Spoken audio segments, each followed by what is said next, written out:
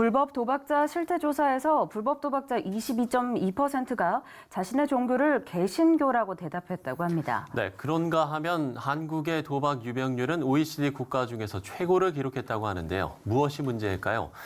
마음나루 심리상담연구소 안미옥 대표 모시고 도박 중독과 관련한 이야기들 나눠보도록 하겠습니다. 대표님 안녕하십니까? 안녕하십니까? 네. 도박 유병률이 OECD 국가 중 최고다. 이게 어떤 뜻인가요? 심각한 뜻이죠. 네. 네. 그 도박 중독이라고 하는 것은 이제 그 지속적으로 도박 행동을 하기 때문에 삶의 다양한 영역에서 이제 기능이 손상되고 따라서 삶의 질이 저하되고요. 그러다 보니까 재정적으로 이제 파산도 경험하고 가정이 파탄이 되는데도 불구하고 이제 멈출 수 없는 증상이 되는 거죠. 네. 근데 이런 문제를 경험하는 사람들이 우리나라 한 나라 그 국가 안에 몇 %가 되는가 하는 게 이제 이 도박 중독 유병률이 되겠습니다. 네. 그렇군요. 그런데 이게 이제 OECD 국가 중에서 한국이 1등을 달리고 있다는 거죠. 네, 그래서 저희가 제가 최신 자료 2018년 자료를 보니까 5.3%라고 나와 있는데 이제 이런 걸 조사하기 위해서는 우리나라에서 쓰는 거는 그 캐네디안 프로블럼 갬블링 인덱스라고 하는 도구를 써요. 네. 네, 그 도구를 써서 발견을 했는데 이제 호주에서도 같은 걸 쓰는데 호주는 한 3%, 그다음에 이제 비슷한 그 도구를 써서 영국은 한 2.5%, 프랑스는 뭐 1.3%, 체코는 1% 이렇게 나오는데 우리나라가 좀 월등히 많다 이렇게 볼 수 있는 거죠. 네, 그러면 제가 제대로 좀 이해를 하고 있는지 모르겠는데 네. 이게 도박 유병률이 5.3%라는 게 그러면 100명 중에 5명 정도가 네. 도박을 하게 될 확률이 있다 이렇게 해석을 하는 건가요? 제가 제대로 이해를 한 건가요? 도박을 하게 되었다는 게 아니라 네. 사실은 이제 도박은 무조건 도박을 한다고 해서 중독이 된다라고 보지는 않습니다. 그쪽 필드에 있는 사람들이 도박 중독에 빠질 확률, 즉 도박으로 인해서 삶이 파괴될 확률. 네, 그러니까 우리가 지금 100명이 도박을 경험하게 되면 그중에 5명 정도는 이 중독에 빠질 가능성이 있다. 우리나라 이걸 이제 국민 중에 그렇죠. 5%, 100명 중에 5명은 중독에 빠질 위험이 있다 하고 실제 도박을 하는 사람들 중에는 30~40%가 중독에 빠질 위험이 있다고 합니다. 그렇군요. 이 통계도 좀 달갑지 않은 통계인 것 같은데요. 불법 도박자 10명 중에 2명이 기독교인이라고 합니다. 이걸 좀 네. 어떻게 저희가 받아들여야 될까요? 네. 정말 받아들이고 싶지 않은 그런 통계였습니다. 쉽지 않은데. 예, 저도 네. 처음에 봤을 때 좀 충격적이었는데 네. 사실 여기에서 우리가 주목해야 될 단어가 불법 도박이라고 하는 거죠. 예. 나라에 따라서는 도박 자체를 전체적으로 불법으로 하는 나라도 있습니다. 네. 그렇죠? 근데 우리나라에는 합법 도박과 불법 도박이 있습니다. 예. 그래서 합법 도박은 예를 들어 강원도 랜드에 가서 카지노를 카지노가 했다. 있죠. 네. 범법자는 아닙니다. 그렇죠? 또 뭐 경마공원에 가서 경마를 했다. 네. 그래서 이제 우리나라에서 합법 도박 그 카테고리에 카지노라든가 경마, 뭐 경륜, 경정, 또 소싸움, 네. 그다음에 복권 있죠. 복권 또 체육 그 지능을 위해서 사는 그런 복권 이런 것들이 합법입니다. 네. 근데 거기에 불법이 있는데 그럼 합법과 불법의 차이는 뭐냐 하면은 합법은 법적으로 이 상한선을 제한을 합니다. 한 번에 베팅 금액을 10만 원 이상 할 수는 없다. 네. 또 강원랜드 카지노에 가더라도 뭐 14일 이상 가면은 상담 받기 전에 못 들어간다 해서 되도록이면 그 도박 중독으로 빠지는 것을 또 그 폐해를 막기 위한 법적인 제재가 가해지는데 그 법망을 피해서 숨어서 하는 불법 도박이 있습니다. 그럼 이건 상한선이 없기 때문에 망가지는 것이 굉장히 위험한 속도로 갈 수 있겠죠. 그래서 근데 그 불법 도박자들을 대상으로 한 설문조사에서 스스로 나는 크리스찬입니다라고 밝힌 사람이 네. 22%까지 간다라고 하는 게 좀 많이 충격적이었습니다. 네. 그래서 제가 이걸 보고 계산을 해보니까 대충만 하더라도 100명 중에 5명이 도박 중독이다. 근데 사실 예. 불법 도박을 한다면 중독일 가능성이 높지 않습니까? 그렇죠. 근데 그 중에서 20%다 하면은 100명 중에 1명은 크리스찬인데 도박 중독에 빠진 것이 아닌가. 이제 그냥 대충 그런 걸 그려봤을 때 제가 떠오른 거는 그 생각이었어요. 성경에 보면은 그 목자가 99마리 양이 있는데 한 마리 잃어버린 양을 위해서 떠나는 장면이 있잖아요. 네. 그렇죠? 그런데 지금 이와 같은 상황에서 우리는 저를 포함해서 한국 교회가 이 도박 중독에 대해서 너무 무심하지 않았나 이런 생각을 해보게 됐어요. 그래서 제가 2013년에 한번 간단한 설문을 조사해 봤습니다. 목회자들을 한 117분을 대상으로 조사를 해봤는데 한국 사회의 도박 중독이 심각하다고 생각하십니까? 했을 때 한 96%에 달하시는 분이 심각합니다. 하셨어요. 그렇죠? 그러니까 역시 우리 OECD 국가 중에 최고 도박 그 유병률이 높은 나라다라는 걸 다 인지는 하고 계셨죠. 네. 제가 두 번째 질문이 그렇다면 교회는 이 도박으로부터 안전한 곳일까요? 라고 했을 때 70%가량의 응답자가 안전한 곳입니다. 라고 말씀하셨다는 네. 거죠. 그런데 현실은 지금 밖에서 내는 통계들을 보면 지금 현재 내가 다니는 교회 안에 도박으로 인해서 고통당하는 성도나 가족들이 많을 거다라는 그런 네. 괴리감을 좀 느꼈습니다. 그렇군요. 그리고 네. 또 밖으로 또 드러나지 않으니까 그게 더 큰 문제가 될 수 있겠다는 생각이 드는데요. 저희가 계속해서 이 굿데이를 통해서도 약물 중독, 뭐 성중독 문제 계속해서 다루고 있는데 핵심은 결국에 자신이 그 중독을 통제하지 못하고 삶의 균형이 결국에는 깨지고 마는 부분인 것 같습니다. 네. 그렇다면 이 도박 중독의 기준, 도박을 하는 모든 사람이 중독되는 건 아니라고도 말씀하셨는데 어디서부터 좀 도박 중독이라고 볼 수 있을까요?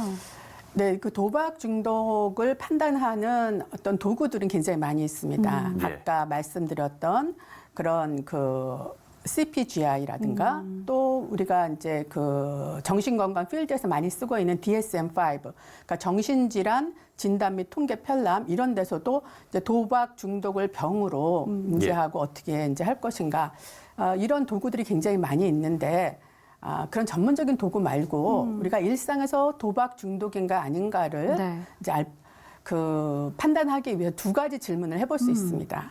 첫 번째는 삶의 균형을 이루고 있는가? 사실은 놀이와 노름이 한 끗 차이잖아요. 놀이에서 노름으로 넘어간단 말이에요. 네. 예, 또 그렇죠. 게임과 갬블이 한 끗 차이예요. 그렇죠. 그래서 도박을 놀이와 노름으로 그 놀이로 하고 있느냐, 노름으로 빠졌느냐, 게임이냐, 갬블로 가느냐. 그것을 판단하는 기준은 결국 삶의 균형이 유지되느냐. 다시 말해서 내가 생활비로 쓸 거, 생활 필수품을 사야 되는데 그 돈을 가지고 카지노로 간다든가. 네. 내가 아이 학비를 내야 되는데 그걸 갖고 복권을 산다든가 경마장에 간다든가 해서 이 삶의 균형을 잃어버리느냐 잃어버리지 않느냐 이걸로 하나 판단을 할 수 있고요. 또 지금 보건력을 말씀하셨는데 네. 보건력을 확인할 수 있을 겁니다. 근데 보건력은 간단하게 이 두 가지 질문을 통해서 할 수 있어요. 첫 번째, 내가 우연히 따고 있어요. 1,000원 넣고 딱 당겼는데 네. 50만 원이 나왔습니다. 와우. 이때 풀고 일어날 수 있는가? 그러죠? 네. 그 다음에 내가 막 50만 원 따는데 그다음에 100만 원 잃었어요. 잃었을 때 이 50만 원을 회복하기 위해서 머물 것인가, 일어날 것인가. 사실 그것이 보건력을 말하는 거죠. 네. 그렇군요. 그러니까 도박 중독을 분류하는 기준까지 저희가 좀 들어봤는데 네. 이것도 좀 근본적인 질문이 될 수 있을 것 같습니다. 저희가 그러면 도박이 과연 어떤 걸까? 도박의 정의가 어떻게 되는 건가? 이것도 좀 제가 기준을 정확하게 명확하게 할 개념을 명확하게 좀 들어볼 필요성이 있을 것 같은데요. 예, 이제 도박은 사실은 이제 돈을 거는데 네. 이게 잃을 확률도 있어요. 그렇죠. 그런데 불확실성에다 이걸 투자를 하는 거죠. 이렇게 보통은 정의를 합니다. 불확실성에 투자하는 걸 도박. 대박을 바라고 그러죠. 그런데 이제 저는 나름대로 이제 이 도박에 대해 정리를 하면서 이것은 불확실성이라고 하는 가면을 쓴 확실성에 자기 생을 던지는 게 아닌가 이런 생각을 해봤습니다. 네. 왜냐하면은 이 예를 들어서 뭐 복권 하나 맞는 게 제가 1년에 벼락을 4번 계속해서 맞을 확률보다 낮다는 거예요. 그다음 굉장히 이게 네. 될 확률이 없는 확률이 건데 낮은 거죠. 네. 불확실성이기 때문에 어떤 그 우리 인간이 갖고 있는 인지적 왜곡하고 결합을 해서 다른 사람은 몰라도 나는 될 거야. 이런 생각에서 이제 많이 투자를 하게 되죠. 네. 참 그렇군요. 저희가 뭐 도박의 폐해도 참 많고요. 예. 그야말로 이 도박 문제에 대해서 우리가 조금 더 관심을 가질 필요성이 있을 것 같은데 뭐 중독 문제가 모두 그렇지만 특별히 도박 문제를 해결하기 위해서 가장 중요하게 생각되는 게 명성이라고 하더라고요. 이건 네. 어떤 얘기인가요? 그 이제 중독의 전반적인 중독을 다룰 때 네. 특별히 이제 그 중독에서 회복해 나오는데 그 중독 대상이 어떤 것이건 간에 알코올이건 마약이건 네. 도박이건 간에 굉장히 파워풀하게 회복을 도와주는 게 자조 모임이라는 게 있습니다. 네. 자조 모임, 12단계 자조 모임이 있는데 이 시작이 이제 그 기독교적이었습니다.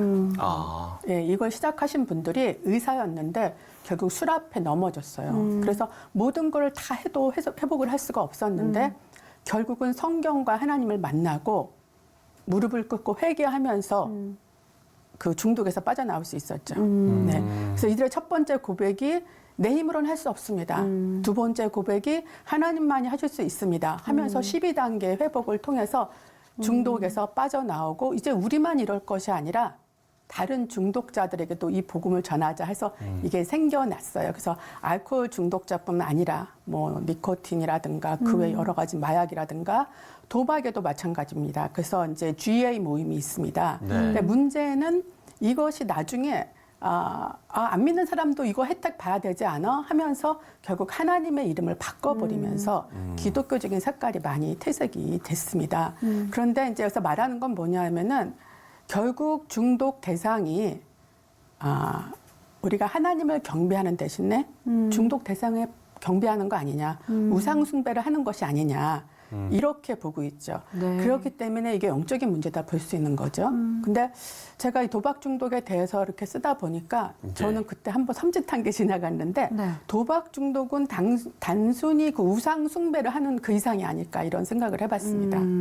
왜냐하면 다른 중독은 내가 월십 그 숭배하는 대상이 하나님에서 이제 다른 대상이 온 거잖아요. 네. 근데 도박은 숭배의 대상이 아니라 내가 하나님이 됐다는 착각까지 일으키는 게 아닐까 하는 생각을 했습니다. 네. 왜냐하면 도박은 결국은 확률 싸움이잖아요. 근데 확률은 하나님께 속한 거죠. 인간에 속한 것이 아니에요. 그렇죠? 근데 사실 확률이라는 말 자체가 한 17세기에 등장을 했어요. 수학적인 개념으로. 네. 네. 수학적인 개념으로 했다 해서 인간이 확률을 조정할 수 있는 건 아니죠. 지금도 확률은 인간이 할 수 있는 게 아닌데 내가 확률을 뭔가 할 수 있어. 그거 아닐까요? 그런 면에서 정말 모든 중독이 심각하지만 영적인 면에서 도박 중독은 보다 더 심각할 수 있다. 사실 이런 생각을 했습니다. 네, 그렇군요. 예. 그렇다면은 아무래도 결국엔 도박 중독 문제도 핵심 포인트가 치유의 문제 아니겠습니까? 네. 그렇다면 교회의 역할이 무엇보다 중요할 것 같다라는 생각이 드는데요. 마지막으로 좀 교회가 좀 어떤 방법을 통해서 치유를 도와야 할지에 대해서 좀 나눠주시면 좋겠는데요. 네, 저는 제일 먼저 예방 차원에서 교회가 앞장서야 되겠다 이런 생각을 했습니다. 네. 예. 병이 일어난 다음에 고치는 것도 중요하지만 우리 거룩한 무리에는 이 도박이라고 하는 건 어울리지 않아. 이게 아니라 예방 차원에서 이 도박이야말로 하나님과 같이 되고 싶어 한다라는 것은 우리 창세기 3장에 나오는 선악과를 먹으면 너가 하나님처럼 지혜로워질 거야. 사실 그거 아니겠어요? 네. 그렇죠. 그런데 사실 구약의 시작이 그런 인간의 타락으로 시작했다면 신약의 시작은 똑같은 유혹이 왔을 때 예수님은 40일 광야 체험 후에 말씀으로 그를 이제 하셨잖아요. 네. 그래서 어떤 우리 그 기독교 가치관에 입각한 그런 인간관 이런 것들이 있어야 될 것 같고 두 번째는 이 도박으로 신음하는 그 도박 중독자와 가족들에 대해서 우리가 정죄하는 마음으로 갈 것인가 아니면 그 용서하고 치유하는 하나님의 마음을 가질 것인가 이게 중요하다는 거죠. 다시 말해서 중독에서의 회복은 은혜로 된다 이렇게 보고 있습니다. 예. 네, 그래서 도박 중독자를 정지하기보다는 도박 중독의 노예화 된 사람을 분리하고 그들과 우리가 동맹을 맺어서 도박으로부터 분리시킬 수 있는 이제 그런 거를 생각을 해봐야 될 것 같고요. 그 다음에 제가 많이 고민했던 부분은 아까 말씀드렸던 12단계 자조 모임이 기독교적으로 시작했지만 네. 결국은 하나님의 이름을 위대한 힘이라든가 이런 식으로 바꾸어서 퇴색해버렸잖아요.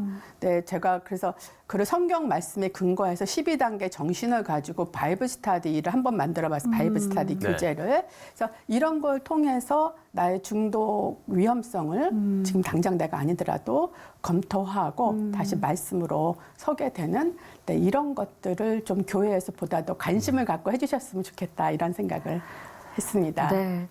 늘 이렇게 중독 문제를 다루다 보면은 이 문제에서 우리 모두가 자유로울 수 없다라는 생각을 다시 한번 하게 되는 것 같습니다. 네. 하나님의 도우심이 정말로 절실히 필요한 또 부분인 것 같고요. 네. 말씀하신 것처럼 그 예방과 또 치유 사역을 위해서 저희도 함께 기도하도록 하겠습니다. 네. 그렇습니다. 네, 오늘 함께 나눠주셔서 감사합니다. 네. 오늘 말씀 고맙습니다. 감사합니다.